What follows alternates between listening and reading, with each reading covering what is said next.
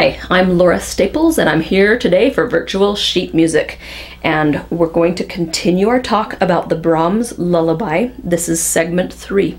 Segment 1, we talked about components that make music and musicality and expressive playing, and we singled out the component of your bow placement, otherwise known as the sounding point or the lane of the highway. In video 2, we singled out bow speed, and I showed you some things you could work on to help the bow speed really shape the phrase of your music.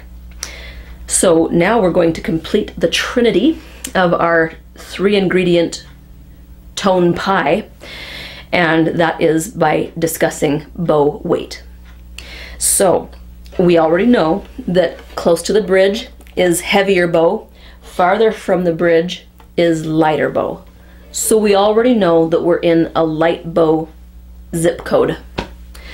So you're not going to ever use a whole bunch of powerful bow weight, but we are going to change our bow weight to also help shape the phrase. So remember the half phrase that ma da da da da da da da da da,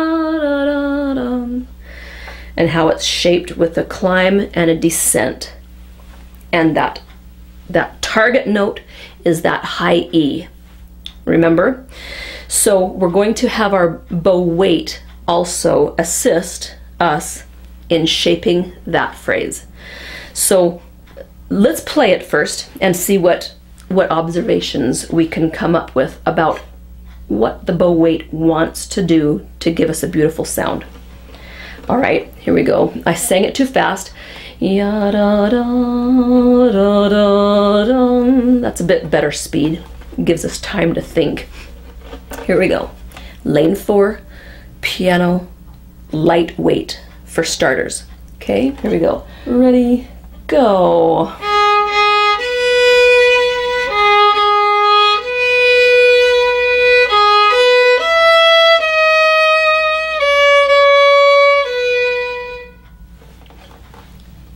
All right, I don't really think there were any surprises there.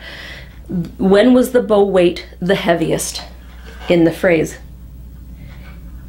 It mirrored your bow speed. It got heavier and heavier as we climbed toward that E, that high point of the phrase.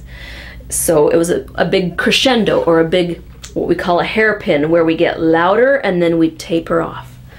So the phrase is just one giant hairpin, and that also represents our bow speed, getting more bow speed and less bow speed. And it also shapes our bow weight. More bow weight, less bow weight. Now, that's just so boring just to leave it at that. So let me show you one other subtle thing that's happening with your bow weight. We can play favorites with notes, and we can tug on a certain note to give that note a little extra angst. See if you can tell what note I'm tugging on. There might be 2. All right, here we go. I'll try to make it noticeable.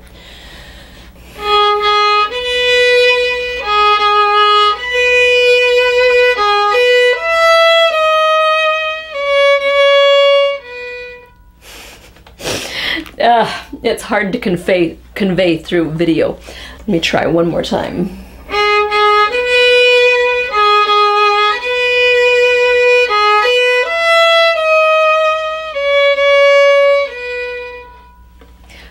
Okay, I don't expect you to be able to hear what I'm doing, but there are certain notes where I feel like I'm pulling with a little bit extra tension on the note, and it's right here, right here.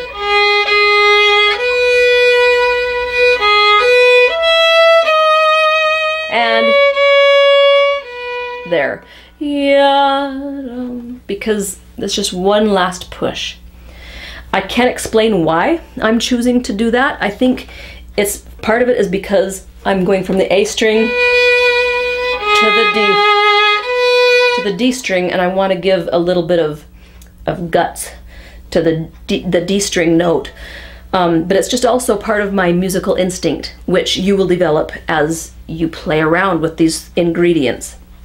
Okay, so I am tugging a little bit extra on, I'll repeat myself, here.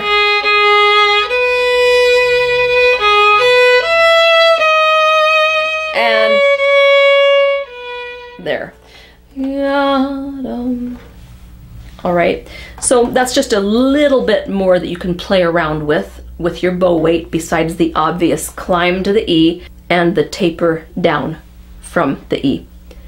All right, so now you have the 3 ingredients, and we've worked extensively on that first half phrase. You can continue playing, clear through bar 19 before it starts getting difficult. And we're actually going to have further videos on this piece to help you through the more difficult passages of this tune, because it's really worth learning. All right, so I'll see you in the videos which follow.